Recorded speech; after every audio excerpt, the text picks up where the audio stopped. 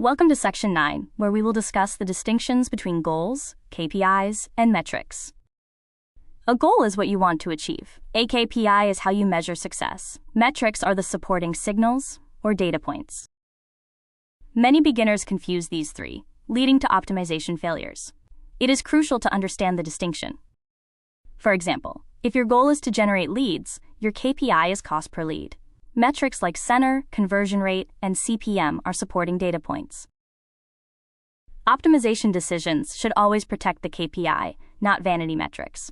A high click-through rate with no leads is not success. Remember this critical point: vanity metrics don't pay the bills.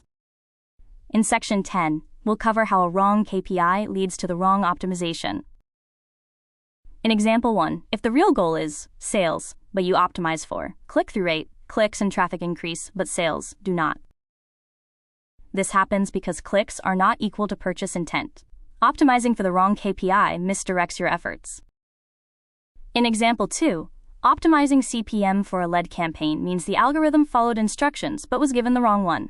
Always align your goal, KPI, and optimization. It is important to remember that algorithms optimize what you ask, not what you wish. Now let's move to Section 11, building a strong optimization foundation. Strong foundations create strong performance. Your checklist includes a clearly defined goal, KPI correctly mapped, accurate tracking, and a clean campaign structure. If even one of these points is weak, optimization becomes guesswork. Always ensure a strong foundation. We have reached the conclusion of this video.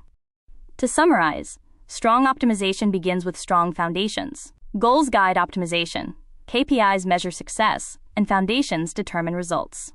Optimization starts before the campaign goes live. Remember that good optimization is not magic. It's structured decision-making.